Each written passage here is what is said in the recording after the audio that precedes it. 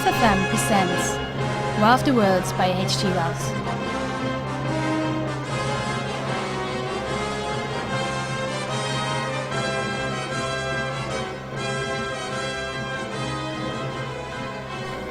We know now that in the early years of the 21st century, this world was being watched closely by intelligences greater than man's and yet as mortal as his own.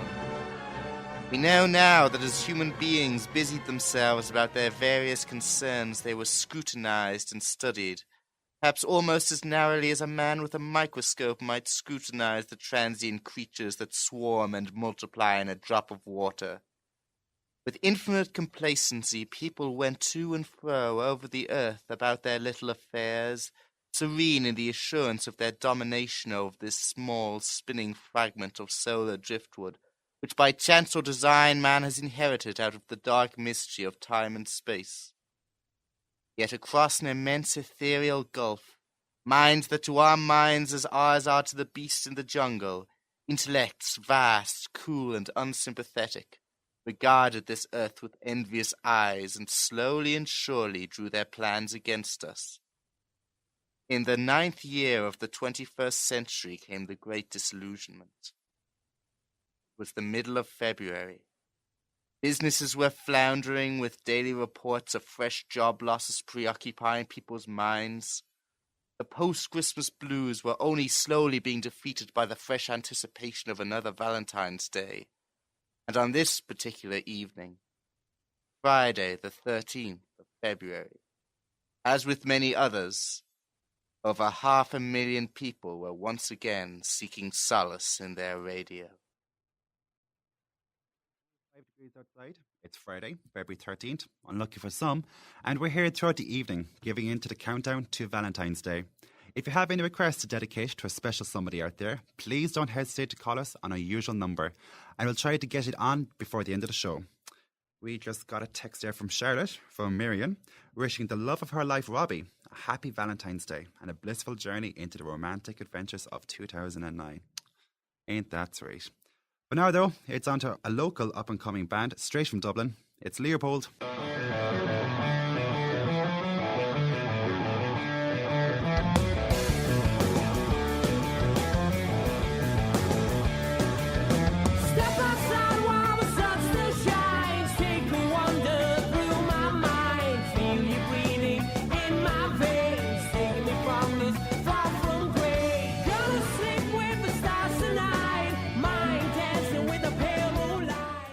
Ladies and gentlemen, we interrupt this programme to bring you a special bulletin we have just received from the Associated Press. At 20 minutes before 8, Greenwich Mean Time, Professor Farrell of the Mount Jennings Observatory, London, reports observing several explosions of incandescent gas occurring at regular intervals on the planet Mars. The spectroscope indicates the gas to be hydrogen and moving towards the Earth with enormous velocity. Professor Pearson of the Dunsink Observatory confirms Farrell's observation and describes the phenomenon as like a jet blue flame shot from a gun. We now return you to our scheduled programme.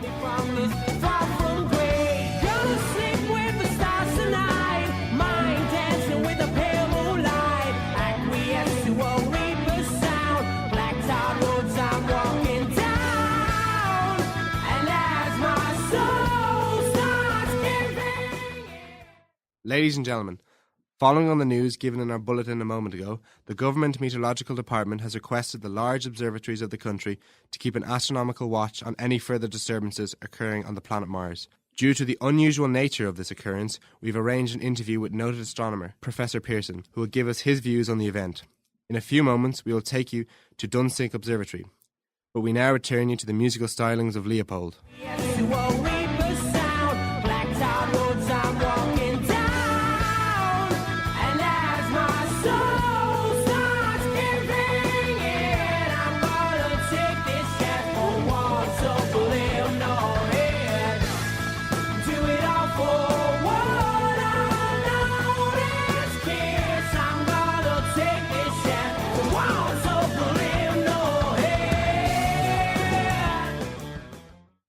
We are now ready to take you to the Dunsink Observatory, where Carl Phillips, our commentator, will interview Professor Richard Pearson, famous astronomer.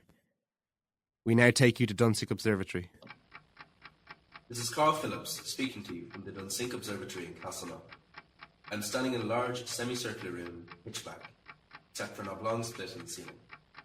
Through this opening, I can see a sprinkling of stars, cast a kind of frosty glow over the intricate mechanism of a huge telescope. The ticking sound you hear is the vibration of the clockwork. Professor Pearson stands directly above me on a small platform, peering through a giant lens. I ask you to be patient, ladies and gentlemen, during any delay that may arise during our interview. Besides his ceaseless watch of the heavens, Professor Pearson is in constant touch with the astronomical centres of the world. Professor, may I begin our questions? At any time, Mr. Phillips. Professor, would you please tell our radio audience exactly what you see as you observe the planet Mars through your telescope? Nothing unusual at the moment, Mr. Phillips. A red disc swimming in a blue sea, transverse stripes across the disc.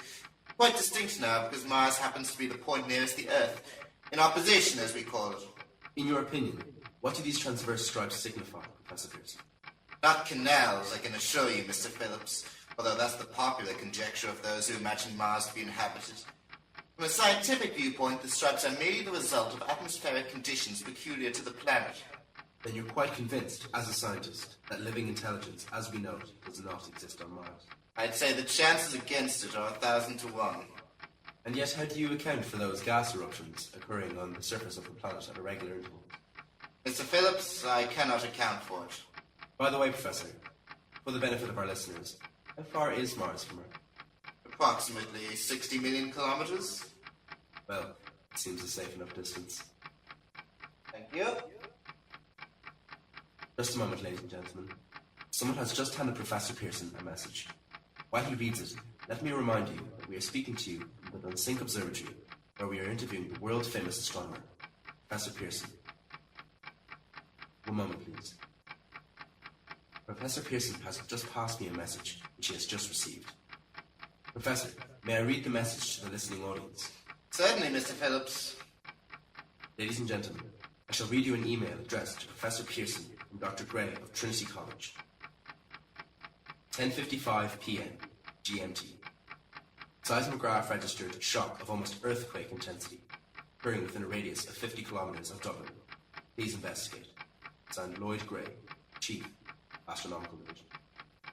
Professor Pearson, could this possibly have something to do with the disturbances observed on the planet Mars?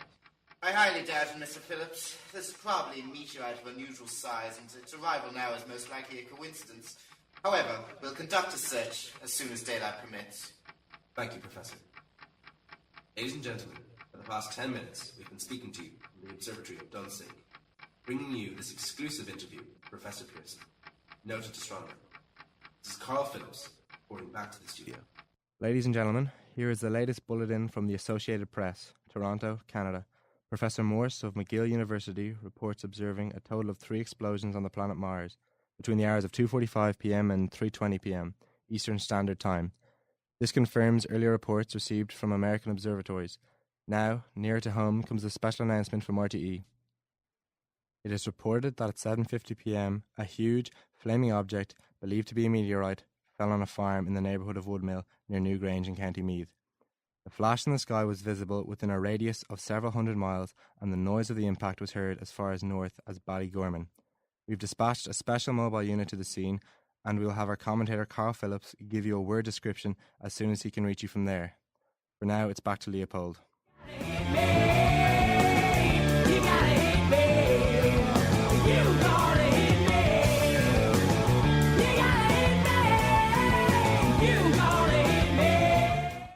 We take you now to Woodmill in Meath.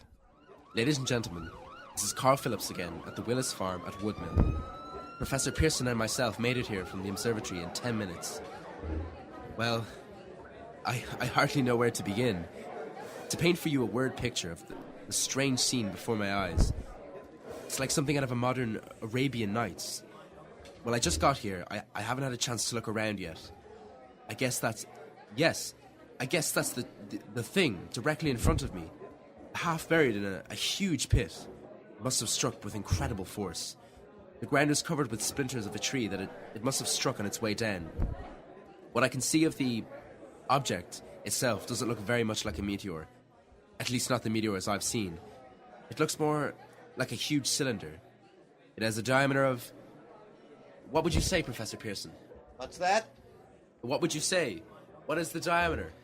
About 90 feet. About 90 feet. The metal on the sheath is... Well, I've never seen anything like it. The colour is sort of yellowish-white.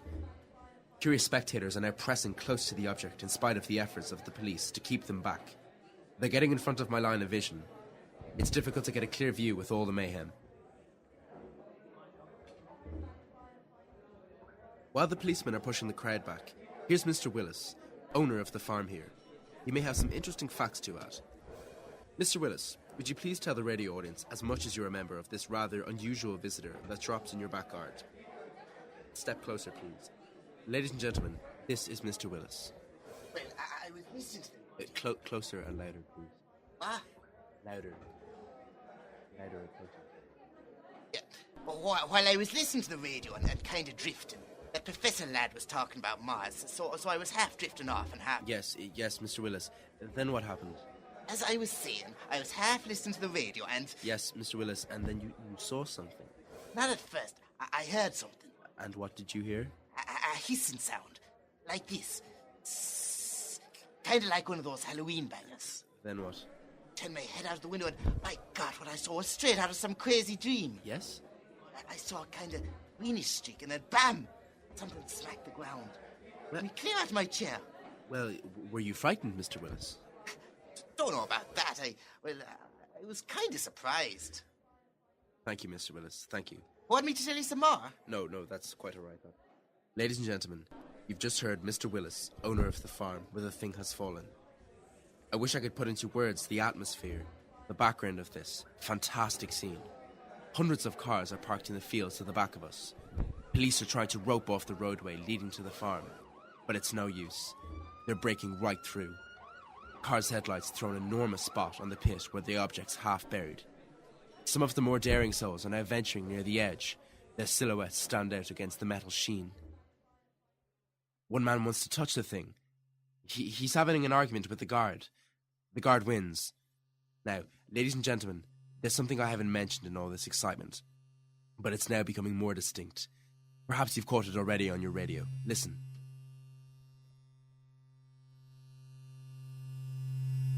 Do you hear it? It's a curious humming sound that seems to come from inside the object. I'll move the microphone near. We're no more than 25 feet away. You hear it now? Oh, Professor Pearson. Yes, Mr. Phillips? Can you tell us the meaning of that scraping noise inside the thing? Possibly the unequal cooling of its surface. I see. Do you still think it's a meteor, Professor? I don't know what to think. Metal casing is definitely extraterrestrial, not found on this Earth. Friction within the Earth's atmosphere usually tears holes in a meteorite. This thing is smooth and, as you can see, of cylindrical shape. Just a minute. Something's happening. Ladies and gentlemen, this is terrific. This end of the thing is beginning to flake off. The top is beginning to rotate like a screw. The thing must be hollow. What's that? What's happening? Get back! Ladies and gentlemen, Get this back! is the most terrifying thing I have ever witnessed. Wait a minute. Someone's crawling out of the hollow top. Someone, or something. I can see peering out of the black hole, two luminous discs. Are they eyes? It might be a face. It might be... Good heavens! Something's wriggling out of the shadow like a grey snake. Now it's another one. And another. They look like tentacles to me. There. I can see the thing's body. It's large as a bear, and it glistens like wet leather. But that face, ladies and gentlemen, this is indescribable. I can hardly force myself to keep looking at it. The eyes are black and gleam like a serpent. The mouth is V-shaped, with saliva dripping from its rimless lips that seem to quiver and pulsate. The monster, or whatever it is, can hardly move. It seems weighed down by possibly gravity or something. The thing's raising up. The crowd falls back now. They've seen plenty. This is the most extraordinary experience. I can't find words. I'll pull this microphone with me as I talk. I'll have to stop the description until I can take a new position. Hold on, will you please? I'll be right back in a minute.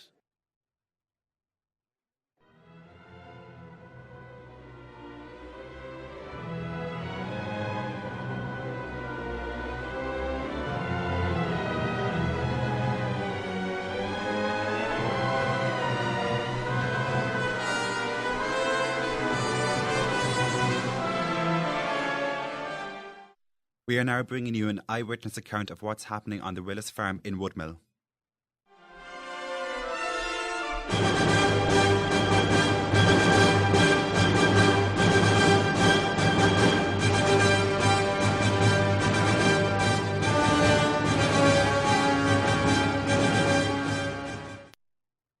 We now return you to Carl Phillips at Woodmill. Here I am, back of a stone wall that adjoins Mr. Willis's garden. From here I get a sweep of the whole scene. I'll give you every detail as long as I can talk, as long as I can see. More Gardaí have arrived. They're drawing up a cordon in front of the pit. About 30 of them. No need to push the crowd back now. They're willing to keep their distance. The captain is conferring with someone. We can't quite see who. It looks like... Yes, it's Professor Pearson. Now they've parted. The professor moves around one side, studying the object, while the captain and two policemen advance with something in their hands. I can see it now. It's a white handkerchief tied to a pole. A flag of truce. If those creatures know what that means. What anything means. Wait. Something's happening. A humped shape is rising out of the pit. I can make out a small beam of light against a mirror. What's that? There's a jet of flame springing from the mirror, and it leaps right at the advancing men. It strikes them head on. My God, they're turning into flame. The whole field's caught fire. The woods, the barns, the gas tanks of automobiles. It's spreading everywhere. It's coming this way, about 60 feet to my right. Ladies and gentlemen, due to circumstances beyond our control, we are unable to continue the broadcast from Woodmill. Evidently, there is some difficulty with our field transmission. However, we will return to that point at the earliest opportunity. In the meantime, Professor O'Sullivan of University College Dublin has expressed their opinion that the explosions on Mars are undoubtedly nothing more than severe volcanic disturbances on the surface of the planet. We'll return after this. Are you a victim of racism? Don't suffer in silence. Whether it comes from the state or not, call Residents Against Racism. Our 24-hour helpline will advise you on all aspects, including asylum. Call 087 666 2060 or 087 9243 609. Ladies and gentlemen, I've just been handed a message that came in from Woodmill by telephone. Just a moment. At least 40 people, including 6 Gardaí, lie dead in a field east of Woodmill. Their bodies burned and distorted beyond all possible recognition. In the last few minutes, a joint statement has been released by the Department of the Taoiseach and Downing Street. We bring you over to Leinster House, where the Taoiseach is currently reading the statement. In the light of the recent events over at Woodmill and the as still unknown threat posed, the Department of the Taoiseach, with the support of the emergency vote in the Dáil, has officially requested the assistance of the military of Great Britain. 6,000 troops, including members of the Air Force, are at this moment being deployed to supplement the troops of the Irish Defence Forces. The deployed troops will be surveying in a temporary capacity and will at all times be under the supervision of Lieutenant General Mahoney of the IDF.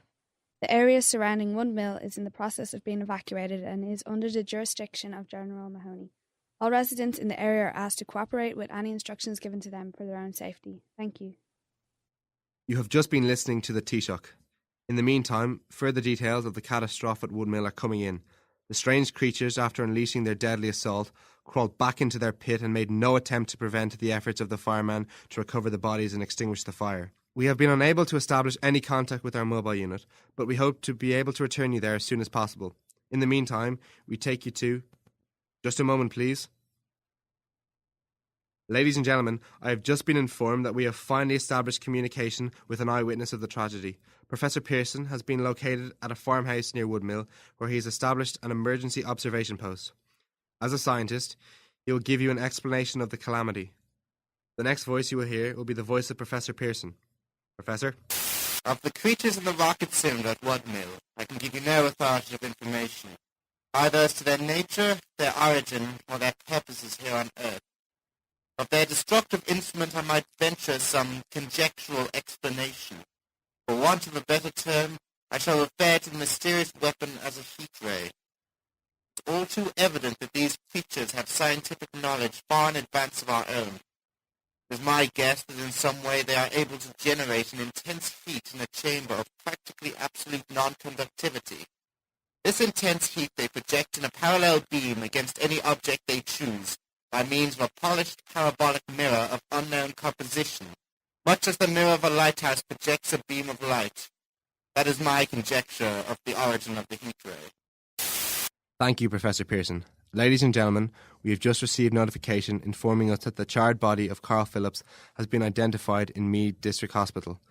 Now here's another bulletin from the office of Eamon Gilmore, voicing his grave concern about the Taoiseach's decision to involve British forces in what he calls a purely domestic matter, and describing the move as a severe blow to Irish sovereignty. Here's a bulletin from An Garda Síochána.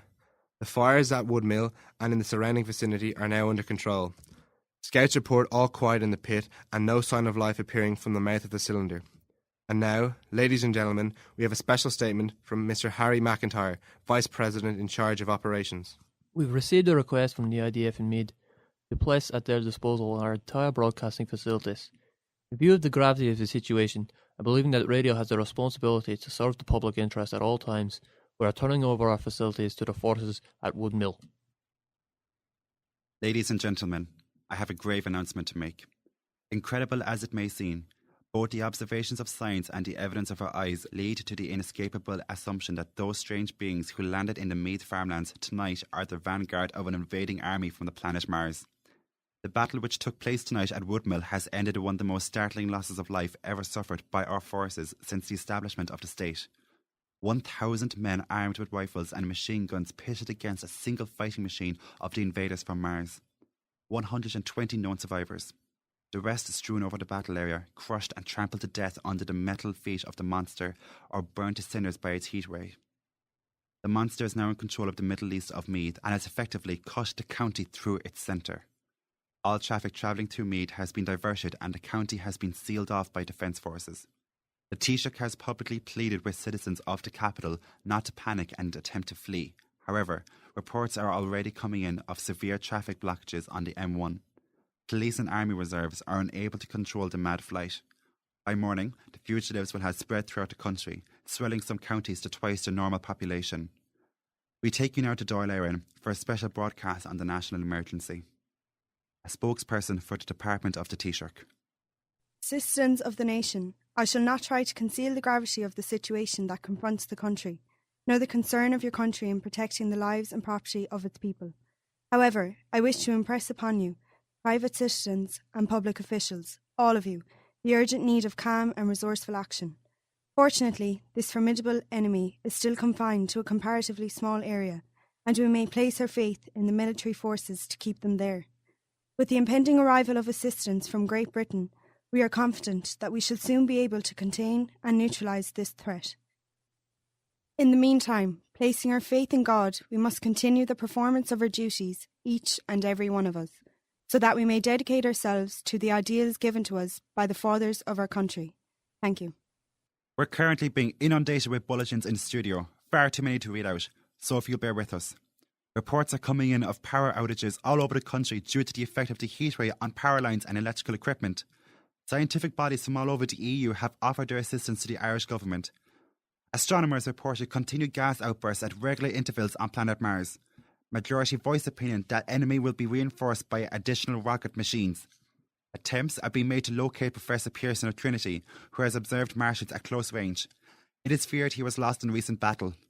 Scouting planes report 3 Martian machines visible above treetops, moving north towards Dublin with population fleeing ahead of them. Heat ray not in use, although advancing at express train speed, invaders picked their way carefully. They seem to be making conscious effort to avoid destruction of the countryside. However, they stop to uproot power lines, bridges and railroad tracks. Their apparent objective is to crush resistance, paralyse communication and disorganise human society.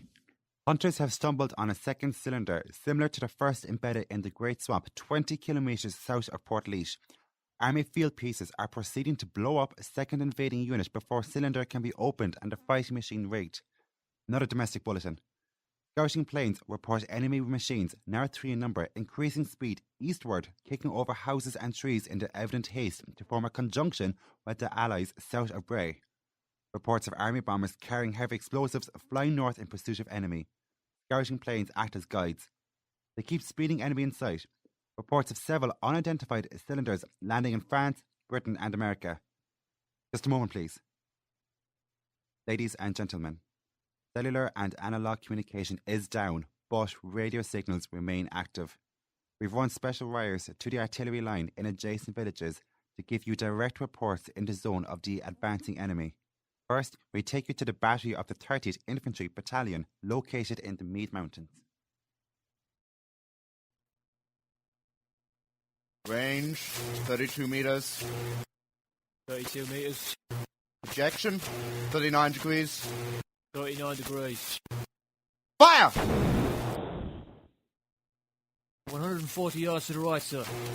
Shift range, 31 meters. 31 meters. Projection, 37 degrees. Fire! A hit, sir. We've got one of the tripods.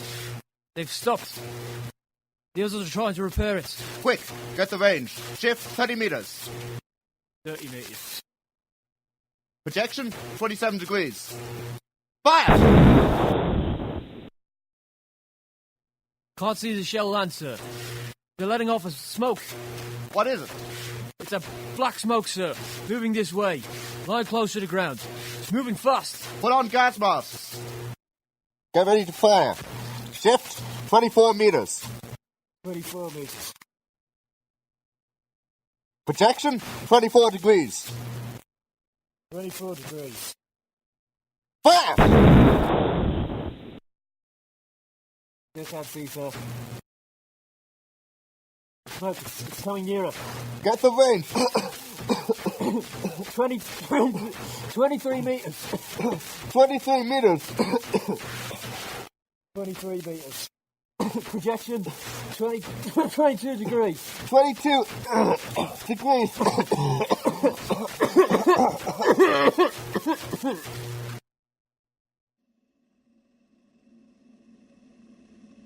Army bomber, B843 of the RSC, Lieutenant Richmond, commanding 8 bombers.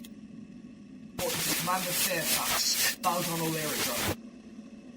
This is Richmond, reporting to Commander Fairfax.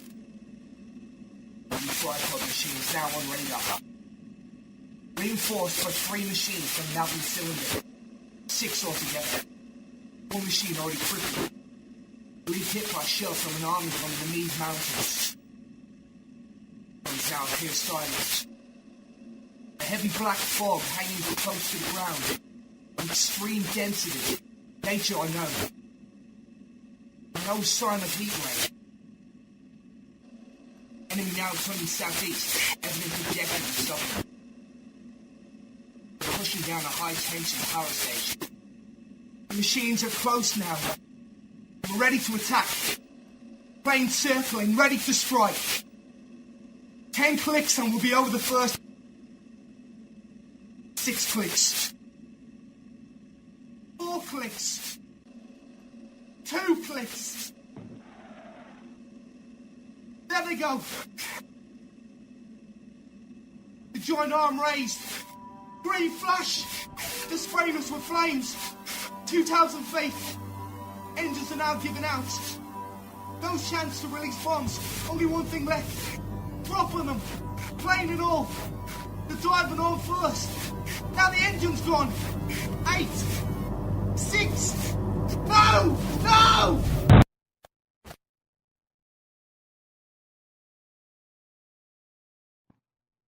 This is Newbridge calling Baldonnel. Come in, please. This is Baldano. Go ahead. 8 RAF bombers in engagement with enemy tripod machines over Glendalough. Engines incapacitated by heat ray, all crashed. One enemy machine destroyed. Enemy now discharging heavy black smoke in direction of Newbridge. This is Newbridge. Warning. Poisonous black smoke pouring in from a southern direction. Believed to originate somewhere in the Meath Mountains. Gas masks useless. Urge population to move into open spaces. Smoke now spreading over Bray, heading towards Dunleary. 2XL, calling CQ. 2XL, calling CQ. 2XL, calling 8X3R. Come in, please. This is 8X3R, coming back at 2X2L. How's reception? How's reception? Okay, please. Where are you, 8X3R? What's the matter? Where are you? I'm speaking from the roof of the Liberty Hall in Dublin City. The bells you hear are ringing to warn the people to evacuate the city as the Martians approach. Estimated in the last 2 hours, 500,000 people have moved out along the roads to the north. Avoid Port Tunnel, hopelessly jammed. No more defences. Reinforcements from the UK completely wiped out. The entire city is in chaos. No word from there.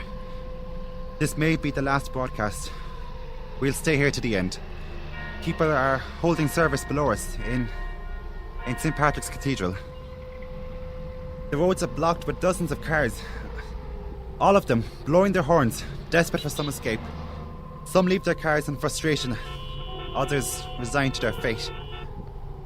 It's an unbelievable sight. I've never seen anything like it. Ladies and gentlemen, if there's anyone left listening, I wish I could give some advice, but no one seems to know what to do. There's a lady directly below me, not more than 25. She's got an infant in her arms and she's desperately trying to calm him. We haven't heard any instruction, any indication of what to do now. There's no time to mobilise troops from allied territories. They're just approaching too fast. All that's on everyone's mind is escape. But to where?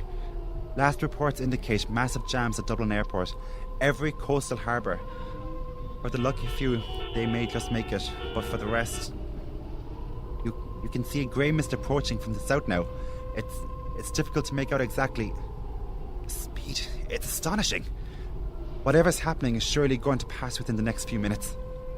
Panic is reaching fever pitch with every passing second. This truly is unlike anything I have ever seen. The mist is so close now. Only a few hundred metres now. It's ascending, like an iron fist, over some dying insect. I can't quite...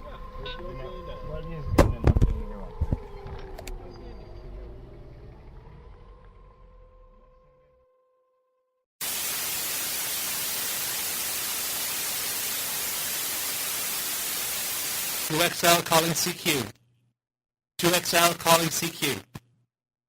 2XL calling CQ. Dublin.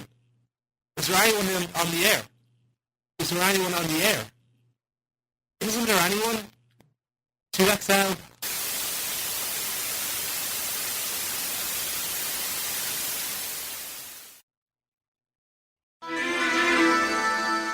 Across Dublin City on 97.3, you're tuned to Griff FM. Soundhire are the longest established audio rental equipment in Ireland. They offer vast experience in providing the latest sound and lighting equipment and professional solutions for many types of events, from housing and karaoke parties to larger corporate functions, production launches, conferences, fashion shows, race nights, sporting events, exhibitions, school musicals, discos and weddings. Give them a call on 01 497 6385 or log on to soundhire.ie. Stop! Next! Hiya, can we get a large popcorn and 2 large Cokes, please? That it? Yeah. And have you taken your pill today? Excuse me? Well, if you miss even one, you could get pregnant, you know. What? Enjoy your film now. Next! Nobody else is going to do the thinking for you. Think contraception.ie.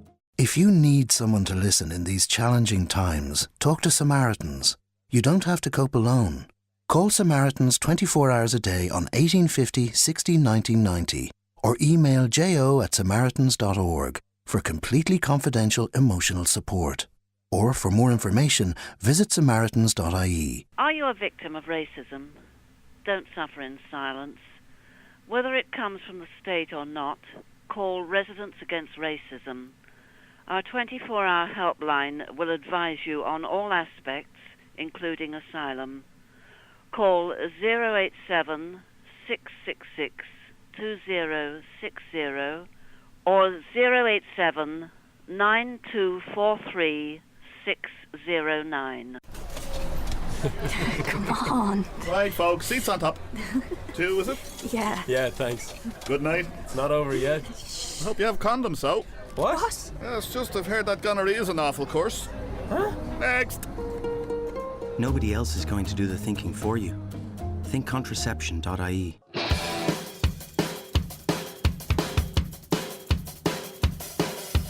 Broadcasting across Dublin from Griffith College campus, you're tuned to 97.3 Griff FM.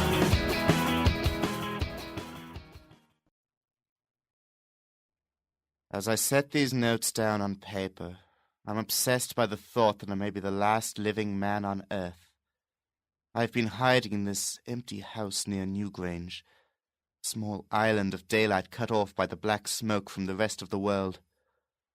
All that happened before the arrival of these monstrous creatures in the world now seems part of another life, a life that has no continuity with the present, furtive existence of the lonely derelict who pencils these words on the back of some astronomical notes bearing the signature of Richard Pearson. I look down at my blackened hands, my torn shoes, my tattered clothes, and I try to connect them with a professor who lives at Trinity, and who on the night of February the 13th glimpsed through his telescope an orange splash of light on a distant planet. My wife, my colleagues, my students, my books, my observatory, my world. Where are they? Did they ever exist? Am I Richard Pearson? What day is it? Do days exist without calendars? Does time pass when there are no human hands left to wind the clocks? In writing down my daily life, I tell myself I shall preserve human history between the dark covers of this little book that was meant to record the movements of the stars. But to write, I must live, and to live, I must eat. I find mouldy bread in the kitchen, and an orange not too spoiled to swallow. I keep watch at the window. From time to time, I catch sight of a Martian above the black smoke. The smoke still holds the house in its black coil. But at length there is a hissing sound, and suddenly I see a Martian mounted on his machine, spraying the air with a jet of steam, as if to dissipate the smoke. I watch in a corner as his huge metal legs nearly brush against the house. Exhausted by terror, I fall asleep. It's morning. Morning. Sun streams in the window. The black cloud of gas has lifted, and the scorched meadows to the north look as though a black snowstorm has passed over them. I venture from the house, make my way to a road, no traffic, here and there a wrecked car, baggage overturned, a blackened skeleton. I push on south. For some reason I feel safer trailing these monsters than running away from them, and I keep a careful watch. I have seen the Martians feed. Should one of their machines appear over the top of trees, I'm ready to fling myself flat on the earth. 2 days I wander in a vague southerly direction through a desolate world. Finally I notice a living creature, a small red squirrel in a beech tree. I stare at him and wonder. He stares back at me. I believe at that moment the animal and I shared the same emotion, the joy of finding another living being. I push on south. I find dead cows in a brackish field, beyond the charred ruins of a dairy. The silo remains standing guard over the wasteland like a lighthouse deserted by the sea. Astride the silo perches a weathercock. I reach the outskirts of Dublin. Presently, with an odd feeling of being watched, I caught sight of something crouching in a doorway. I made a step towards it, and it rose up and became a man armed with a large knife. What? Where did you come from? I come from many places. I've journeyed down from Woodmill, near Newgrange. Woodmill. There's no food here. This is my country. All this end of town down to the river. There's only food for one. Which way are you going? I don't know. I guess I'm looking for people. What was that? You just hear something? Only a bird. A live bird. You have to know the birds have shadows these days. Say, we're in the open here. Let's crawl into this doorway and talk. Have you seen any Martians? Nah. We're a small worry to them at this stage. At night the skies are alive with their lights, just as if people were still living in it. By day you can't see them. 5 days ago a couple of them carried something big across the flats from the airport. I think they're learning to fly. Fly? Yeah, fly. Then it's over with humanity. Stranger, there's still you and I. 2 of us left. They got themselves in solid. They wrecked the greatest country in the world. Those green stars are probably falling somewhere every night. They've only lost one machine. There isn't anything to do. We're done. We're finished. Where were you? You're in a uniform. Yeah, what's left of it. I was in the cadets. That's good. Wasn't any war any more than there's a war between men and ants. And we're eatable ants. I found that out. What will they do with us? Thought it all out. Right now we're caught as we're wanted. The Martian only has to go a few miles to get a crowd on the run. They won't keep doing that.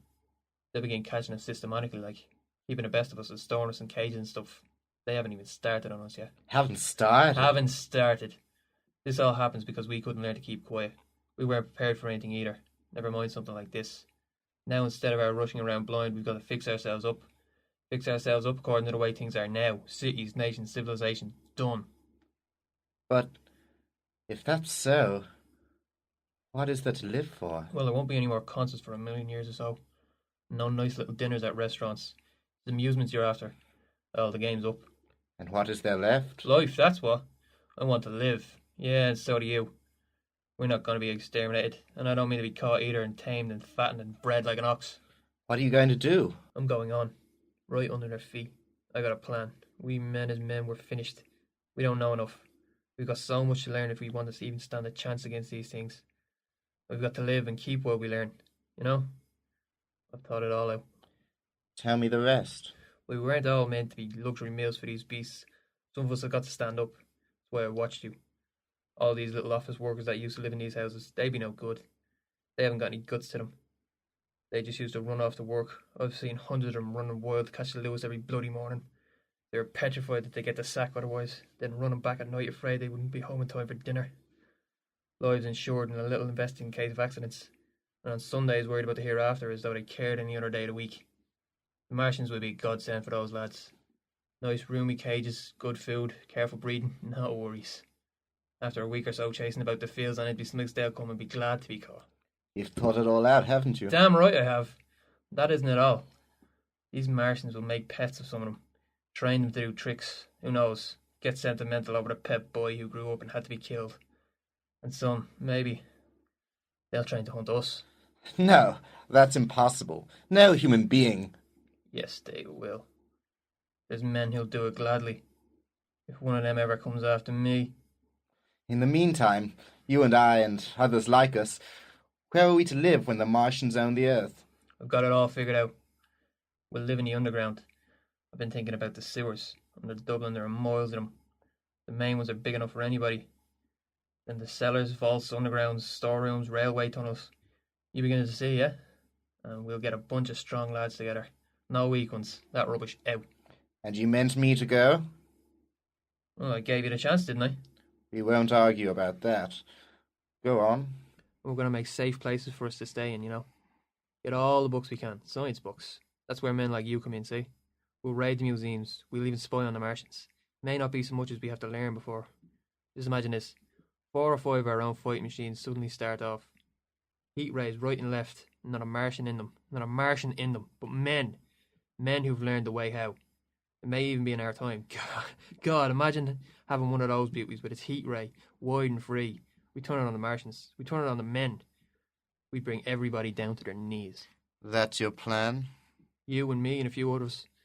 We'd own the world. I see. Hey, what's your problem? Where you going? Not to your world. Goodbye, stranger. After parting with the cadet, I found myself finally at the lip of O'Connell Street, staring down at a vast urban desert, punctuated only by the spire that once was the symbol of cultural unity, and now stood as a tombstone to a defeated people. I made my way carefully down it, with each step becoming more and more intimidated by the deafening silence that greeted my intrusion. By the time I reached the Liffey, I was unsurprised by the blood that polluted its currents and the bodies that served as a morbid border surrounding it. I stood alone in a ghost town, with only litter and a sinister odour as evidence that anyone had ever populated these great boundaries. Further down, by Trinity, I caught sight of a lean dog scurrying past with a piece of dark brown meat in his jaws and a pack of starving mongrels at his heels. He made a wide circle around me, as though he feared I might prove a fresh competitor. I continued up our Dame Street, past the empty art galleries that seemed so irrelevant now, past Dublin Castle where the meagre display of weaponry evidenced our grave defeat. In the deep confusion of despair, I found myself changing direction towards Grafton Street. Why, I could not fathom, for I knew the disconcerting juxtaposition of uneasy familiarity and utter devastation would merely make this pain in the pit of my stomach all the more severe. But I knew I had to see it. The harsh, stinging rays of the approaching day did nothing to mask the no-man's land that awaited me. The blasted through windows, the large torn-away debris from the once fine Georgian buildings, so cleanly blown away you may wonder if they ever existed at all.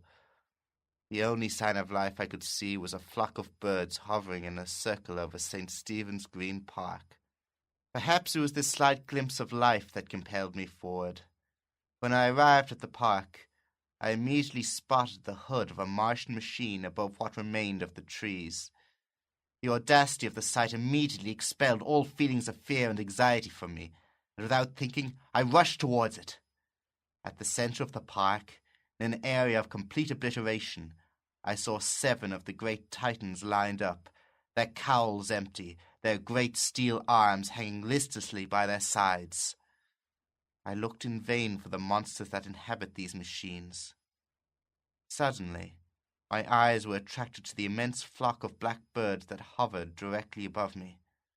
They circled to the ground, and there, before my eyes, stark and silent, lay the Martians, with the hungry birds pecking and tearing brown shreds of flesh from their dead bodies.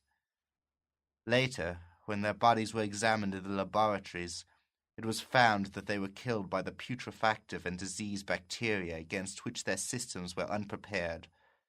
Slain, after all man's defences had failed, by the humblest thing that God in his wisdom put upon this earth. I think back now to the time before that great day, when money and human extremists plagued an Irishman's fears. How arrogant it seems now to believe we were the dominant force in such an expansive galaxy. How quickly our reign was crushed. While my dreams still rest in the expansion of humanity from this little pebble in the stream, far away into the horizon, the scientist in me can only entertain pessimistic thoughts. It may be that the destruction of the Martians is only a reprieve. To them, and not to us, is the future ordained, perhaps. How strange it seems now, sitting in my cramped apartment concluding this harrowing tale that began in that insignificant little hut in Meath. Strange to see from my window the spire still standing strong while all else has collapsed. Strange to watch children playing in the streets, oblivious to the handshake we shared with annihilation. Strange to see young people strolling on the green, where the new spring grass heals the last black scars of a bruised earth. Strange to watch the sightseers enter the museum where the dissembled parts of a Martian machine are kept on public view. Strange, when I recall the time when I first saw it, bright and clean-cut, hard, and silent under the dawn of that last great day.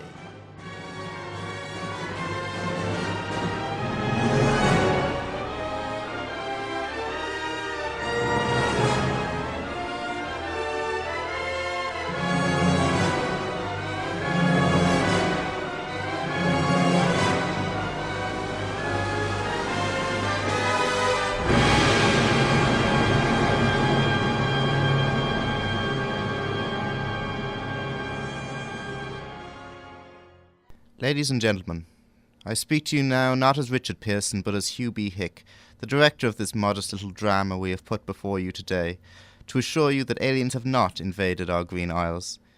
70-odd years ago, the Mercury Theatre, headed by one Orson Welles, first broadcast War of the Worlds as a radio news report set in contemporary America. The results were incredible, with many genuinely fearing that annihilation was upon them. I intended this recreation as a homage to that production, as well as a modest statement on the large influence that media still exerts in our lives today. I leave you now with this simple piece of advice. Don't believe everything you hear on the radio.